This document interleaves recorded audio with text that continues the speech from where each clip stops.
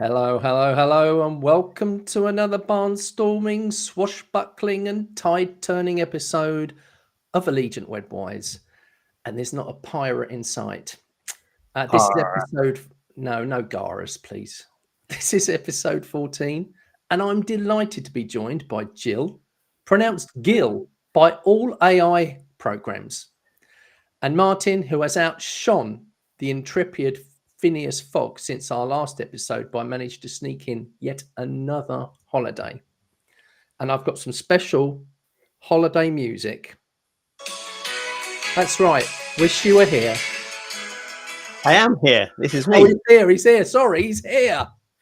Anyway, however, while he was sipping margaritas inhaling, he did manage to try out Divi 5 alpha demo, and he's lived to tell the tale. However, we are a chivalrous program, and so we'd like to start the Divi 5 review with our resident Divi expert. Is it Gill or Gill? Yeah, unless you work for some kind of oh, we've got some feedback again. I think it's every time I speak we get feedback. Not this end. It's sounding amazing. Okay, yep. Brilliant. If you work for some kind of support, then I usually get called Hill for some reason. Who knows? Hill. Yeah. Oh, excellent. Right, okay. You maybe think it's a silent. Anyway, we've been playing around, or I've been playing around as well, with the Divi 5, and it's interesting, isn't it? It is a different feel. It's a what did you think of the interface when you first saw it compared to how you're used to seeing Divi? Yeah, I think my brain had a little bit of a meltdown, and I just had a little internal stop. And then I thought, well, come on, get on with it. This is the future. Yes. And yes. It's very similar to a lot of other builders out there now, which is good in some ways because it means that if you want to try some of the other ones and mix and match, or you have a client that brings another one to you, it's a much more seamless transition. So I think that's good that they've done that to be a bit more in line with the industry standard now. I think that, and also because it's, as we've heard from Nick, it does help with the speed. So I'm happy with that. It's just going to take a little bit of getting used to, and it reminds me so much of Elementor, and I don't love Elementor, so I'm just trying to not be prejudiced in myself here. Oh, that's interesting. Yeah, I didn't think it was Elementor at all, but that's really interesting that you did. Martin, what do you think? What's your first thoughts on the interface? I like it.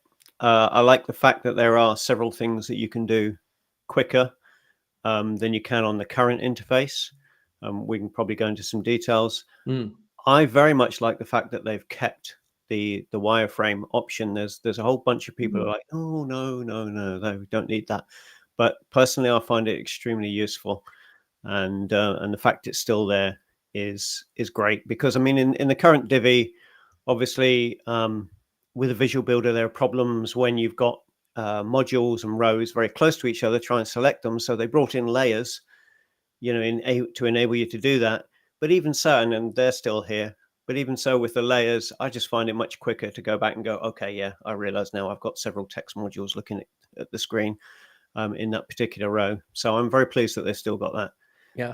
Like Jill said, I think the overall interface is more similar to modern builders. Where you've got things like your dockables and that sort of stuff. So yeah, I think it's very positive. Yeah, very sort of Gutenberg-esque in its sort of execution, isn't it?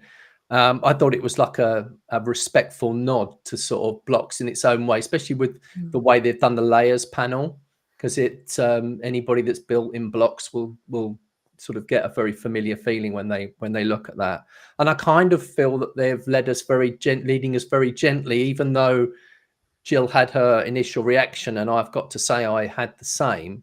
As soon as I started playing with it a little bit, I went, oh, there's the blue section and there's the green row and there are all my modules, and they haven't fundamentally changed everything that it's like, oh my God, what are we going to do next kind of thing. So it's kind of Elegant Themes' sort of very own take on the direction that WordPress has taken.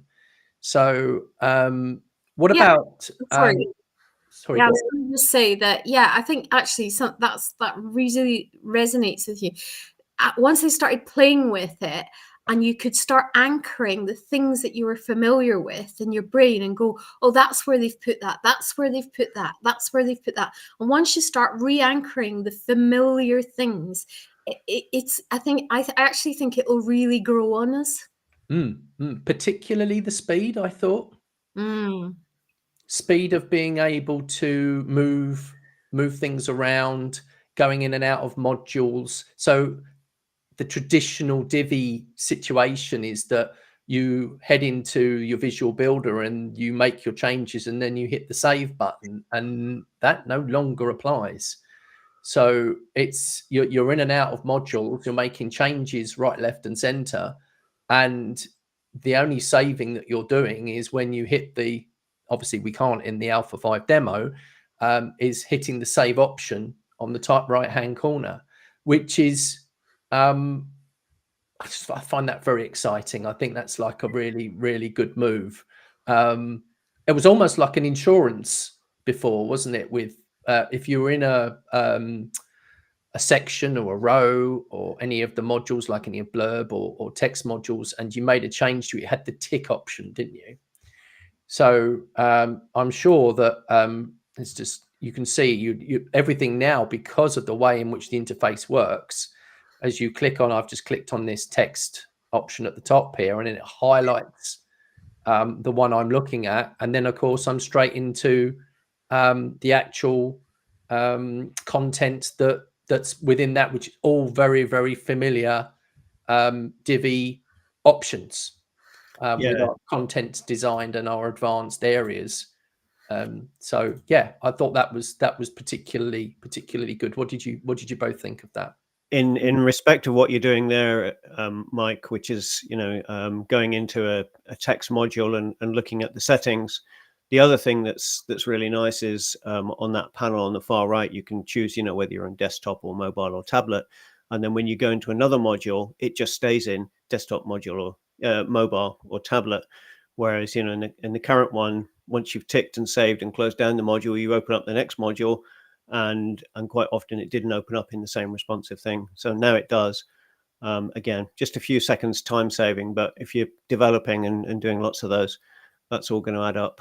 So yeah, I like the way that they've done that, and the fact that you can dock that particular settings panel, left, right, or in, as Gill said, in your head, and then know exactly where it is. So just move it all around. Yeah, and again, for anybody listening on the audio, Mike's just docking various different panels from the left to right. Very badly. To prove that he can. Yes. No, you're doing a docking good job there, Mike. He's a great docker, isn't he? You leave my docking out of this. Yeah. I think that I really liked that interface, like where you can change it between the mobile, the tablet, the I really liked it. And actually, once you're in it, I was like, oh my goodness, you don't have that thing where you change like the spacing in mobile mode, and then you go to the side, the other one, the padding, and you have to do it again, and you always forget, and then you're like, oh no, what happened to my stuff? And it's because you forgot to click on the little niggly bits. So I'm really glad that's I mean, I know they said that they weren't going to do much in the way of improvements, but there's some really cool little touches, I think, in here, isn't there? Yeah, it's good. The only thing I will say is that while I was looking at the demo and whatnot, I did find myself getting quite thirsty because I loaded up the demo and then it didn't load all over again, and double load, which is normally where I go off and get a cup of tea. That's like heaven that it didn't double load. And I know that Nick has said when we had Nick on Divi Chat, I think I mentioned it then, and he said, well, it's usually because there's another plugin that's involved, and that the reason that you have the double loading situation. And I never actually ever got down to finding which damn plugin it was that was the culprit. but that just not doing that is great. And I think being able to get in and start designing and start moving into design and doing it very, very quickly in all these different modes is really helpful. So there are some unusual and new features in Divi 5, which I thought we should just perhaps talk about for a second. And the first one is action icons on hover. So whenever you hover over any of the modules, any row or section, if you have this switched on, then obviously you'll see them, but they'll only actually show for sections, rows and sections. The parent, it's kind of like if you're in a module, it's not going to show you in the module, which I thought was a very kind of strange decision there. And I wonder whether this is where we're going to be heading in the future, and maybe it's just an option that's going to be switched off, because you can just literally select the actual module, and then you're straight into its settings on the right hand side. So one of the things that I felt was it's just a very small criticism would have been that I would have made these larger, just to fill this up a little bit more spacing on these, on both the section and the row. But I don't know, what did you both think? The thing on hover I didn't really play with very much. Okay. So no comment. Oh, okay. No, you can't have no comment. You can't be on the fence. You can Okay, see fair right. I mean, Here's 10 seconds of complete fluff and filler that serve no purpose whatsoever. Carry on. Sorry, Gill, go on. I think that, yeah, I mean, that looks smaller than it does in the current version, and all the little things are a bit smaller, but it feels like tidy. That's what it feels like. It feels tidier. Yeah. So that's what would be my comment. It's interesting, isn't it? Because some people will just love this and they'll be all over it and they'll think, oh, that's brilliant. And some people will not use it in their workflow whatsoever. It took me a while actually to find that, because I was like, I want to duplicate a thing. And then it's like, I can't find the thing. And there it was. So again, it's just like, how do you get into the... I use duplication a lot, as I duplicate modules a lot, so that sort of being able to see what's going on. So when I first got into it, and I was like, where's the wee hover thing in the left hand side? That flummoxed me for about 10 seconds at least. So yeah, and it's interesting, isn't it? Because there's a number of different options in here, and I've just managed to turn off the settings panel over here, but hopefully, there you go, I brought it back. So yes, a number of different options of which, the action icons on hover, and then we've got this. We've also got the parent actions on hover as well, which is this. This is what we were just talking about as well.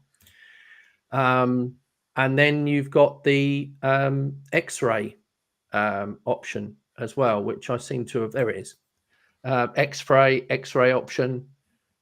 Which, when you have that switched on, you can actually see the structure of how each module, what space the module is taking up. So it's basically a bit like just putting the borders on, isn't it? Yeah, I like this. This is similar to bricks. It makes it very easy to quickly see, like you say, where the modules are, particularly in terms of spacing and padding and things like that. So I can imagine that I would be developing with X-ray on most of the time, I suspect. Yeah, particularly since it looks to me, I might have got this wrong, but I kind of played with it a little bit, and it looked to me like they've still left that default padding in. And I would have liked to have seen that gone, to be honest. I would like to have seen that come in at 0. But there you go. It is. Yeah, there's like you say, there's some interesting things. I mean, in this demo again, the measurement units default to pixels. I think generally, we kind of mostly moved away from those and using some sort of relative measure. So yes, you can change it, but hopefully there'll be somewhere where you can set the default to not be pixels, for example. We didn't have that option in this particular demo, but that would be something I'd like to see changed. Yeah, It's interesting, isn't it? Because the old default Divi option here was when as soon as you started typing 2 in, it would automatically add in PX, and you'd have to be super quick to get in EM. Yeah, and it's still there, so you still have to, or get your finger on the shift button and get it into percentage if that's what you want to use. And whatever, whether you're wanting to use vertical heights or with widths or whatever, it'll be interesting to see if they decide to make any changes to that, because that's in a lot of design now, isn't it, where you see the options down the right hand side to choose the one that you want. Maybe that will be in an upgraded Divi 5 once they've got through this initial phase.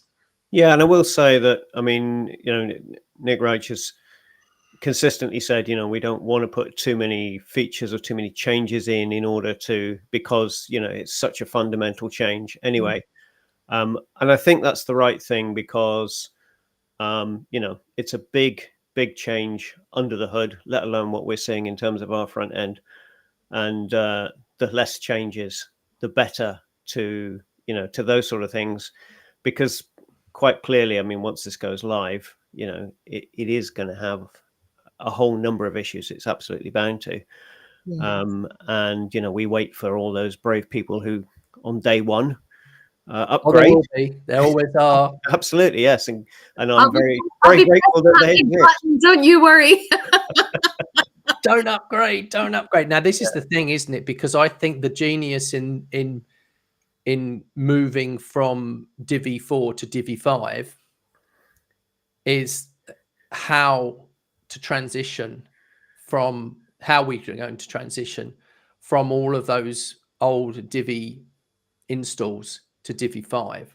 And if that can be done in a way that ends up with very, very little or no issues, wow, I think that would be amazing in itself. It would be a huge surprise, wouldn't it? The thing for me is there are so many add-ons and all the rest of it that use shortcodes. That's kind of the standard way you do it, isn't it? You develop something, it generates a shortcode, you put the shortcode somewhere in the page that you want, and then whatever it is that's been developed appears, and this doesn't use shortcodes. So I wait to see even the Elegant Themes own stuff to see how well that works. You would hope that worked very well, but of course there's such a huge third-party market that for all of those guys to also make the same changes, it's going to be interesting to see. I saw one demo site, but it had nothing on it. No plugins at all, which was great, and there were no issues. But of course, and you've always got to have sympathy with anybody that's building any of the visual builders that have to work and always go back to people and say, it's not Divi that's the problem. It's another plugin that you've got, and everybody's like, well, it was all right before I upgraded Divi, so it must be Divi. No. There might be a problem between Divi 5 and, say, one of the more popular plugins that's used across the board. I don't know, like an Updraft Plus or a Yoast, or one of the ones that is installed on many of our machines. But yeah, it'll be interesting. It'll be interesting to see how this goes, and whether it's going to be a huge and slow transition for many people, or whether it'll be one that actually, it goes much, much better than everybody thinks. I think what I like about the way in which they've handled all of this is that they've definitely been slow in terms of, and I don't mean slow in terms of their the way in which they thought about it.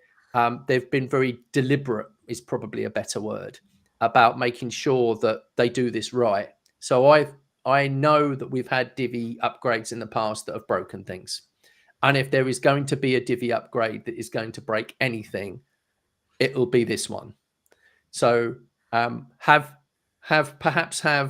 low to medium expectations and high hopes might be the way forward. Not because of anything that they've done, but simply because of the amount of different third-party providers, different plugins, and things that are just out of their control.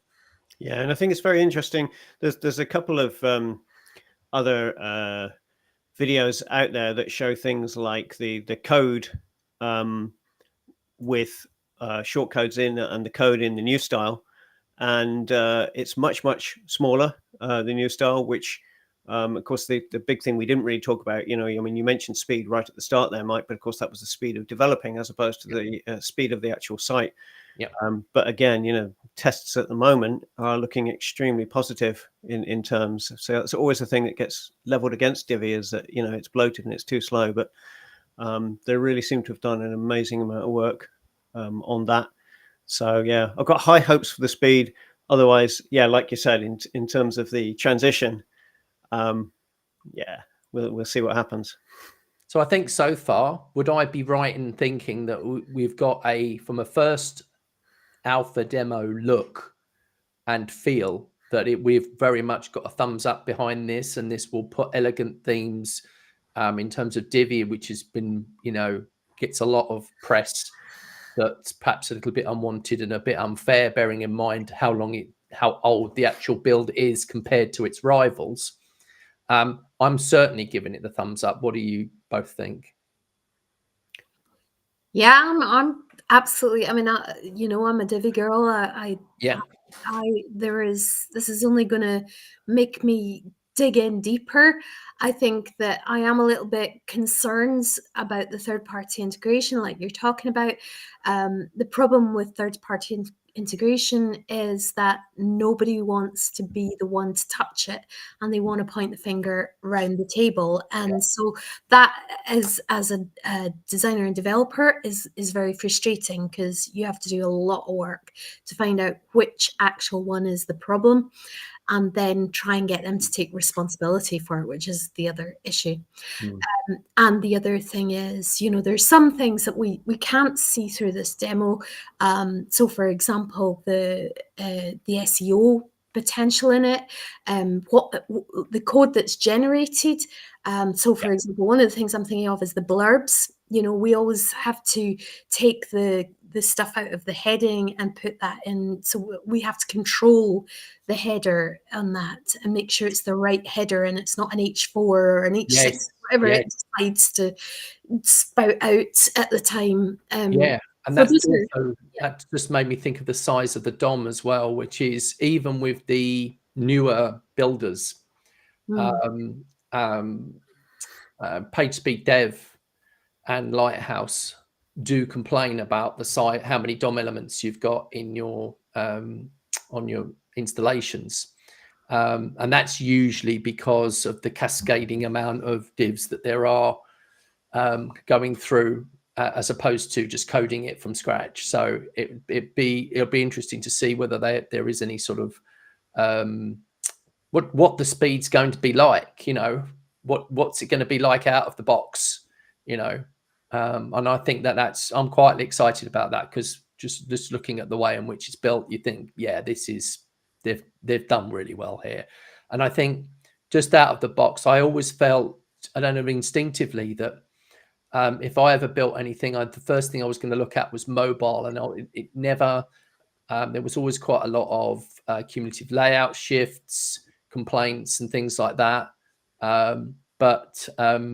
Yeah, I don't know how you both feel about what that's going to be like. Martin, what do you think?